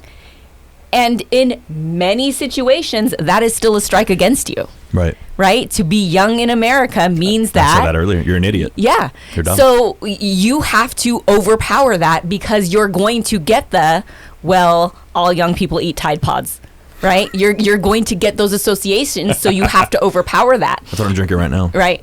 Tide tea. So I think that one of the things that I do is I use a lot of sentence frames, right? And we make fun of it in the beginning, right? So if you don't know the answer, you have to say, I don't have the answer yet. Can you give me a moment? And they'll say it like, I don't have the answer yet, but can you give me a moment, right? Right. When you are telling someone what page in the document you're looking at, you can't say, hey, you'll look at number 3. You have to say, I'd like to refer you to number page 3. 33 or page 3, right? If you have a question, you have to ask your classmate, could you clarify what you mean by? Wow. And per my last email. Yes. And they don't like it at first. Yeah. And I wait for them to complain about it. Oh, wow. I wait for them to complain about it, and then I hit them with, look, I don't know about you, but when I was young and my mom didn't speak English well, and we went into a store, I was called upon to answer questions that I shouldn't have had anything to do with, because they needed me to translate, because they did not think that she was capable. Ask your mom, blah, blah, blah. Yes. Yep. Right? And so if you can hit that manager, if you can hit that individual, that officer with, can you clarify what you mean by, I would like to draw your attention to, Yep. Can you give me a moment, please? It automatically flips everything about the situation that you're in. You demand respect now. You demand respect now, and you're going to be treated differently. You're empowering them. So language is power. And whether it is code switching or having access in multiple languages is important. And whether that's overcoming an identity crisis or not, it's something that we need to teach kids that who they are is an asset, not a deficit. Check this out, good. man. Hold on one second. Say that one more time. Just who you are is an asset, not a deficit. very important. Earlier, you said something that reminded me of a conversation that I had. This woman, she used to come in. This Mexican lady. She used to come in and clean our bathrooms. No, at CSCS. She used to come in. She clean our bathrooms every day. And I'm the type of person that, like, if I see you, if we make eye contact, like, you're saying hi. I have to. I'm You not mean just saying you're hi. being a human being. I'm stopping in my tracks, and I'm right. Yeah. And if I see you cleaning our bathrooms every day, then I'm gonna let you know that I appreciate you every chance that 100%. I get. So I stop her one day and I talk to her. She's like, "Yo, why do you talk to me every day?" Right? Older woman, right? Latina. I'm like, because I appreciate everything that you're doing. And she was like, yeah. And so we developed a relationship, and she had 3 girls, right? 3 girls. And she ain't let none of them know Spanish. And I talked to her in Spanish one day, right? And she was like, yo, how you know Spanish? I was like, me esposa. What'd you say? Esposa es mexicana. Yeah. Like, you know what I'm saying? Like, right? You know what I'm saying? And she was like, word, right? And we connected. And then I was like, why wouldn't you want your kids to speak Spanish? And she said the same thing you did. I'm not illegal. I'm not this. I'm not that. And and you ask what the fine line between culture and, you know, doing whatever, she did that as a safety Right. mechanism for her children, so that they wouldn't be looked down upon. And here's the messed up thing. I've been to all kinds of countries in the military. You know what the running joke is? They say, what do you call somebody that speaks 3 languages? Trilingual. What do you call somebody that speaks 2 languages? Bilingual. Bilingual. What do you call somebody that speaks 1 language? American. That's true. And so you're here in San Diego, and I feel ashamed every day that I don't know Spanish. That's true. You understand what I'm saying? Yeah. So and we're looking at connecting with people globally, like the economy and what's going to make you more. Yo, I don't understand why Escondido don't have a fully Spanish immersed school, because every kid can learn Spanish. And those kids that know Spanish gonna learn Spanish better, and then they gonna learn English, and now everybody's bilingual, and now we're connecting deeper, and our kids are smarter. And right? more than bilingual, biliterate, because unfortunately, we have a lot of people who speak Spanish but who cannot read and write at high levels. Oh yeah. So biliteracy is another aspect, so that you can use it in a professional world outside of just being a translator. Right. And I did want to bring up two things, right? So that line between what's up, right, and the code switch. Like, the earlier that you learn how to code switch, the better that you're able to navigate this world that we have in front of us. Right. Like it is a safety mechanism, right? But I think that, and you can correct me if I'm wrong, but I think that the purpose of communication is to be understood. So if you understand me, right, I could speak, you know, I could manipulate the lexicon better than most people, right? But if you hear a accent or a tone to my voice, and it makes you think that just because I speak with the slang that I should be devalued, that's a part of the problem. Mm-hmm. Yeah. And so I'm gonna leave that. This is the last thing that I want to talk about with that. I just read an article about how black girls are being treated in the United States, and how they're as a group, they're suspended more than some boy groups, right? Black girls in particular.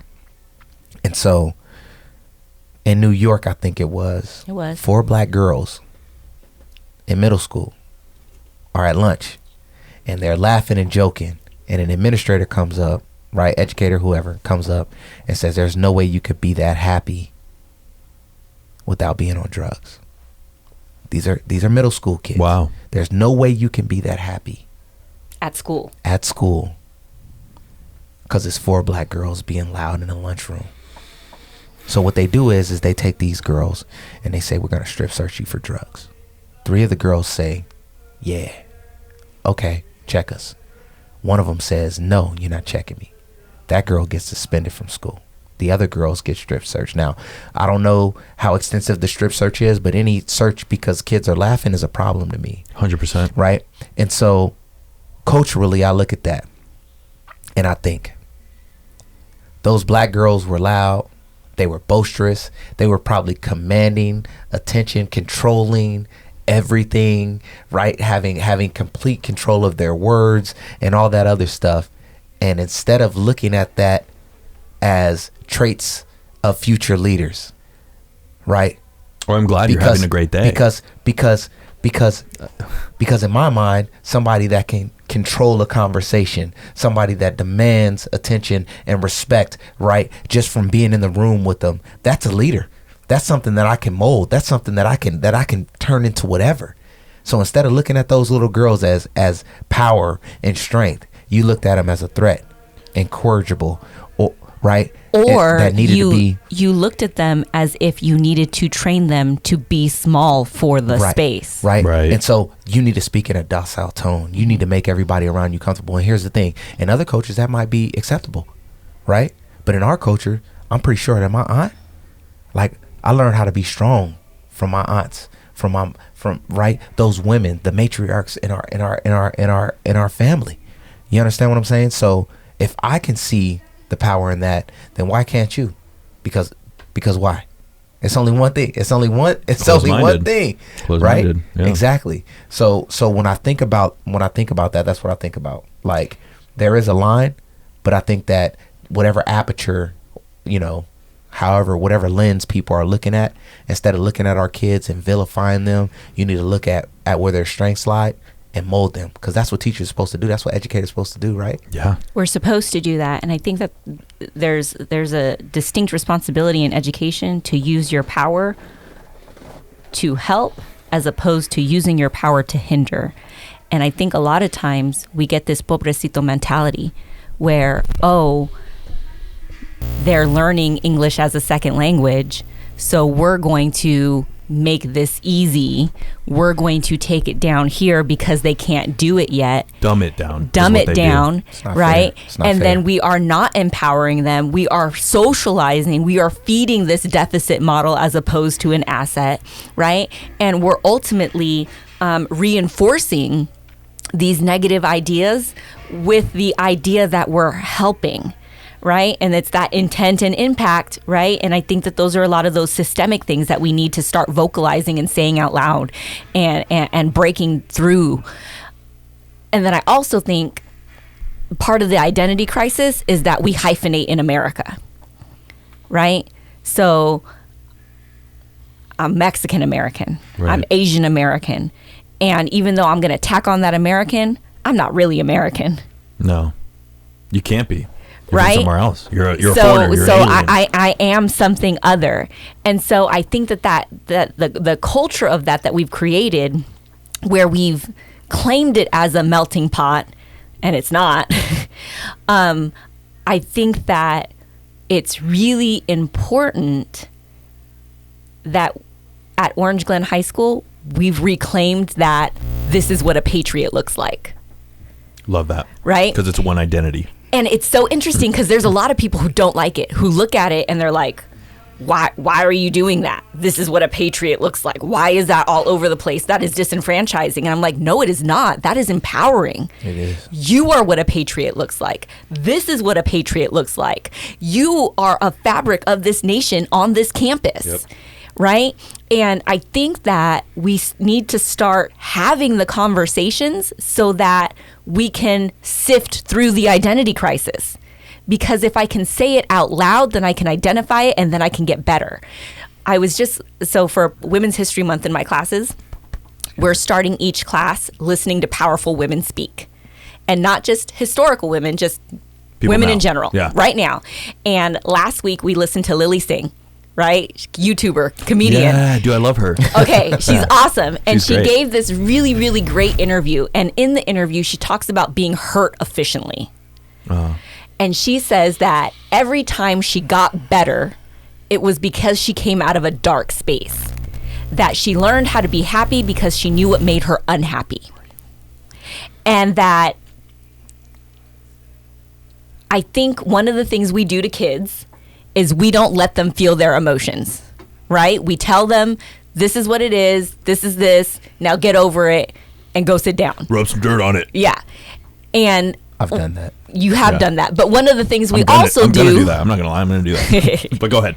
One of the things we also do is you're allowed to feel your emotions. Yeah. So if you're mad at us, you can be mad at us. Don't be disrespectful, but you can be mad at us. You're allowed to feel that. You're allowed to feel sad. You're allowed to feel mad. And it's so weird to me that we think that kids shouldn't be allowed to feel emotions and that they have to be happy all the time. And that somehow them being upset is something that needs to be punished. Right. And That's kind of like a, if you're not with me, you're against me kind of thing. well, at the same time, we're upset. Yeah, exactly. We're not looking at ourselves, but No. Yeah. So it's this weird disconnect. And so when I look at that and you let a kid feel what they're feeling in the identity crisis, because it's real, right? When I showed up at school and people said, is that really your mom? That was a conversation that had to be had. Yeah. Right? Are those really your cousins? Yeah. Or when you walk into Spanish Mass and they're like, who's this chick? Right? Like those are things that are real. I have to feel those emotions. But if you silence me, then I disregard part of me. And then you don't get to tell. And then you don't get to tell who you are. But if we get to talk about it, if I get to proudly identify as an Afro-Latina, if I get to tell you who I am, there's power in that. I am given the privilege of explaining. And then still getting to say that I'm allowed to have my feelings about America as well. Right. Because you're an American. I'm American. Absolutely. And I got to be honest with you, and I wanted to say this when you were talking about that. There's nothing more American than coming to another space against all odds. Yep. And achieving. Yep. So you are American. That's the American dream. And I feel like now it's been catered to, I don't even know, with the whole Patriots thing. Mm-hmm. The Patriots in the wild, not the people that go to Orange Glen High School. Yeah. The Patriots in the wild are the people that voted for a different president. Mm-hmm. They voted for Trump. And they're like, well, I'm a Patriot, so then I can't use that anymore. I can't wear a shirt with the flag on it. Well, first of all, you shouldn't be doing that. But also, if I wear one of those, people will be like, oh, that guy's, voted for Trump. Why can't I love America and be liberal? Yeah. Why can't I love America and or the U.S. and be a brown or black person? And I think that's one of those things where, like, that's where it gets the other side. The more of, like, the radical left, where you go, oh, I love being an American. What do you love about this country? There's oppression and there's this. Yeah, but there's also a bunch of great stuff. Yeah. We got a brown guy leading a podcast with two black people, different age ranges. We're here. I could be like, fuck the president or whatever. Mm-hmm. I'm not going to prison. Right. Whereas you go to, like, North Korea and you say, I hate, boom, prison. Yeah. If you are allowed to get on the airwaves at all. Exactly. Exactly. And I think that comes from the not having the conversation, the looking and assuming, and the assumption that patriotism is nationalism, the assumption that all of these things fit into these specific categories. And you know what I love about this generation, right? Right. It is not the you're young and you're stupid. It's they don't conscribe to boxes. Nah, they don't. We're not a monolith. Mm-hmm. And I'm telling you, I am so excited every time that I talk to young people, because they don't care about the stuff that, like, not that they don't care about it, but they don't care if you white, black, this, that. Yep. Yo, like, if you like rock music, if you like this, like, there's a book that I read by Torre. It's called Who's Afraid of the Post-Blackness, and he talked about the time that he jumped out of an airplane, right? And it was like, everybody assumes that this is the way to be black. Everybody assumes that this is what it has to be. So if you speak intelligently, intelligence isn't black, right? It goes back to what you were saying, right? These kids now, man, they don't care about none of that stuff, and I think that it makes me feel so great, right? You're good. Go ahead. Right? Yeah. It makes me feel so great to look at young people right now and just be like, we ain't worried about that. Mm-hmm. Right. And not only that, we kind of have this, and I have this kind of cocky attitude of, like, oh, I'm gonna do it. Mm-hmm. Yeah. I'm gonna do it. And, like, I tell people this all the time, where I'm just like, I get asked all the time, hey, do you do product shoots? Yep. Mm-hmm. Do you do this? Yep. And they're like, what don't you do? And I'm like, nothing. What is that? Dude, exactly. Give me something to do and I'll do it. Because otherwise I'm stuck in a box. Mm-hmm. I'm stuck in the box that I was grown up to just kind of, no offense, you go to school, get good grades, go to college, that's it. You get a good job, that's it. Next thing, exactly. Next thing is a family. Then you get a home. Then you get, what about the rising house? The houses are expensive. Obviously, you guys know that. Yeah. Bruh. I mean, starting a family, it's expensive. Bruh. Some people don't want to do that. You got all of that? Listen, you got all that? I ain't get none of that when I was growing up. Yeah. I ain't get the, all I got was, yo, just don't die. Get a good job. Yeah. That was it. Good job. Get a job. Get a job. You ain't even got to finish high school. Just get a job. Yeah. I think that you guys are not shoulding all over yourselves, right? Shoulding. where you're not shoulding all over yourself. Yeah, I should do this. I Stop should at 4 do years that. old, so. Yeah. Shoulda, coulda, wouldas. Yeah, Right. you're not shoulding all over yourself. That's what parents are good at, shitting on you. That's really good. I like that. I'm actually really I good think at I think that's important, and I also think that older people are uncomfortable with young people doing this. So we make comments like, "Oh, they're entitled. They think they should have everything." Why shouldn't they? Yep. You're too smart. Yep. You know why?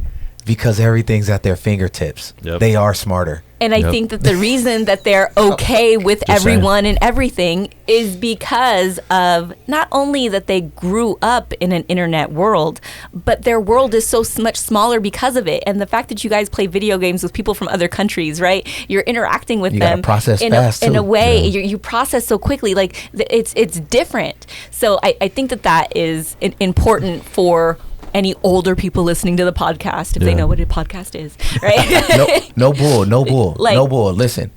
Our son is learning about stocks right now, and he's in third grade. So you know what I did? That's awesome. I was playing around with him, and I mean, we done made some gains in our stock game because he's playing stocks. That's freaking awesome. And, you know, I could say a lot about Jiraji, right? Jiraji's the man. I don't even know him. He's a freaking man. He is. He loves to learn. Yeah. He just does. And I think that's Just devours because books. it's something that is a part of him naturally, but that we're not stifling. Mm-hmm. Right? So if he has questions, he's not getting shushed. Which a lot of us did. A lot of us do. And when I think about things like a good job, we have a friend who is a plumber, and he makes Who wants to be a plumber? Who wants to be a plumber? You need to want to be a plumber because he makes more money. When he came to get our house ready that we just rented out, he made more money than our neighbor who's a lawyer. Yeah. Stop playing. Yeah. I'm gonna say that again. Yeah. Our plumber friend makes more money an hour than our lawyer friend. And a plumber's like, well, you're a ditch digger kind of thing. My goodness. Looked at. And went to school for what, a year and a half? And he's got a dope truck that has a whole bunch of Milwaukee stuff in it. That is true. So Milwaukee stuff is expensive, it's dude. super if you don't know about tools, expensive. shit. I mean, whatever. You're fine. Okay. So I just It's my show. all of these shoulds, right? And so when we think about a good job, when we think about this trajectory that we're supposed to be on, like we shouldn't be on anyone's journey but our own. But you got to be empowered to do that. But you have to be empowered to do that. And even things like with like marriage and kids. So when I soapbox in front of students, I tell them that they shouldn't have kids until they're 30. Yeah. Right? Yeah. Like, because pre-COVID, you want to travel first. And it's expensive to travel with someone else and the baby, and they need naps and all this other stuff. That's not even fun anymore. And you got a whole lot of bad decisions to make, bad mistakes to make. I'm telling you, like stop it. You know, be a kid, man. You want to be empowered to make decisions like whether or not you're going to be part-time. And if you're going to school or if you're establishing your career, you don't have time to do all of those things. Figure all of that out. We live longer now. You don't need to be in a rush, and you don't need to do it on your parents' or even your grandparents' timeline, right? Like we just don't need to do that. So this idea of a model trajectory, especially for women. Especially for women. But I will say this: there are two things that a woman should do, or be, who she wants to be, and what she wants to be. That's it. That's Good it. Man. Yeah. I would love to stay home and cook and clean. I'm not gonna lie. I don't know why that's so looked down on. I love that. If you ask my wife right now who the best stay-at-home parent is, she'll tell you it's me in a New York second. 1,000%. Really? And even when he was active duty and I was teaching, he would wake up, he makes breakfast, he would pack my lunch and give me my coffee and my water and all my smoothie and my snacks. I love that. And then send me off with it. And when he was gone, he was deployed, I didn't eat as well because my wife, right, wasn't there. My dope husband wasn't there to take care of those things. No, 100%. And he's more patient than I am with the little kids. He just is. It's because I had brothers and sisters, though. And I did not. And you did? You were only child? I grew up as an only child. I am one of 7, but I am like That's another story. That's a whole for other another story. time. Yeah. Well, you guys got the kids, and I know you should get going. Yeah. What time is it? It's already 5. We've almost been talking for an hour. Oh, we missed jujitsu. My bad, guys. I should have asked about the time restraints. No, it's all No. I appreciate you both for being here so much. This mic sounds weird. Better. Hello. Anyway, whatever. Thank you both for being on here. I appreciate you taking the time because you have 5 kids. So yeah, I mean, I would ask, do you guys want to give out like your social handles or anything, or? I don't. Nah. We're public figures, man. They can't be doing that crap. You can follow me at Mayorca Media, Mayorca Media.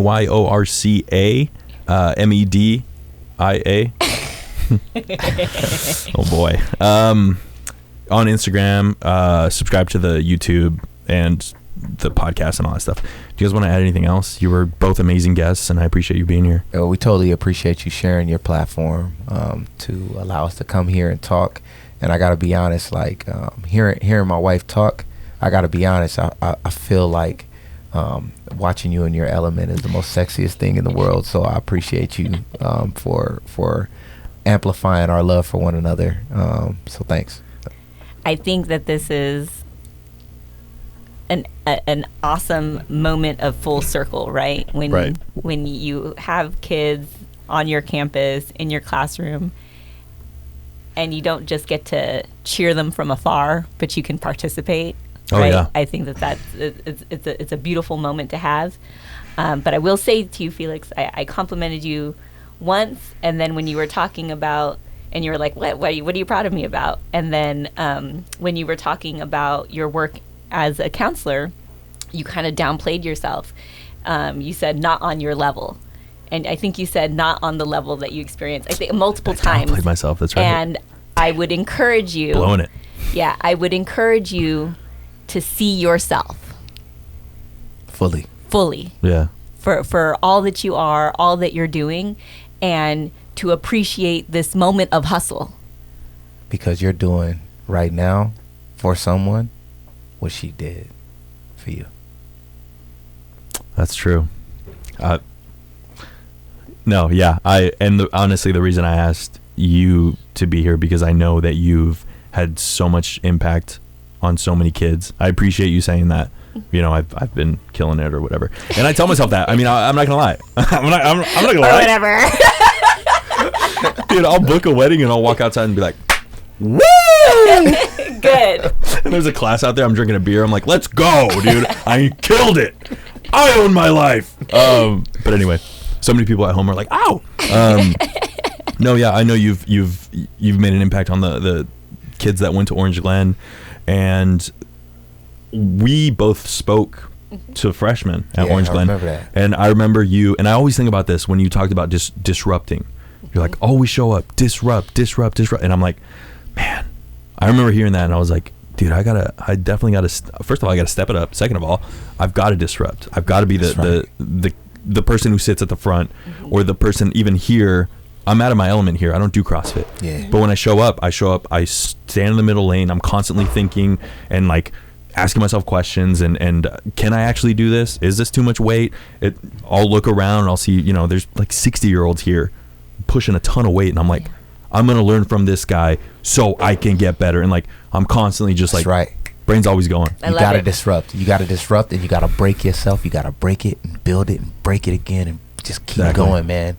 Exactly. Because impossible is nothing, right? Yep. Impossible is a compound word. I'm possible. Damn. That's that leadership stuff right there. I think that That's beautiful. We get stuck in functionalism.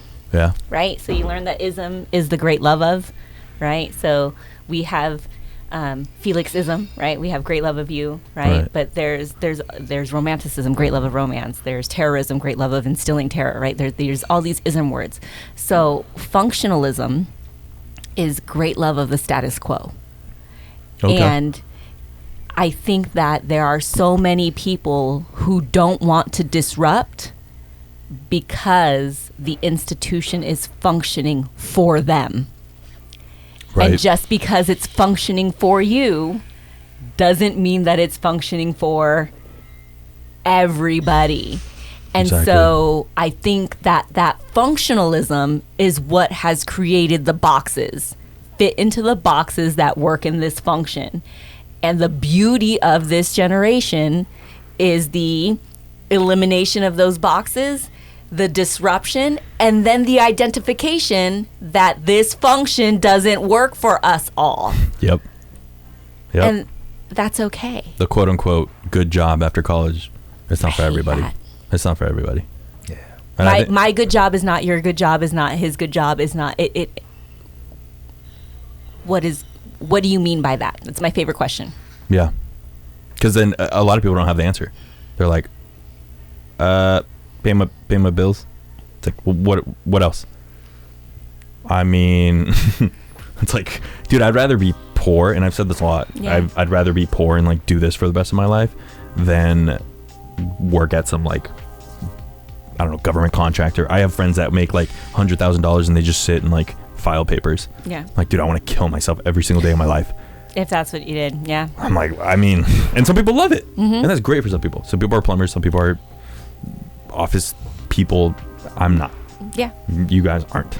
No. So, well, thank you all for listening. I hope young people, you got something from this, because I sure as hell did. Thank you both again for being so transparent and talking to me and hyping me up. I will continue to disrupt and honor both of you. We love it. Thank you so much. See you on the next one. Bye. At times. You guys killed that. That's almost 2 hours. Sorry. I've never. Sorry. No. I love that.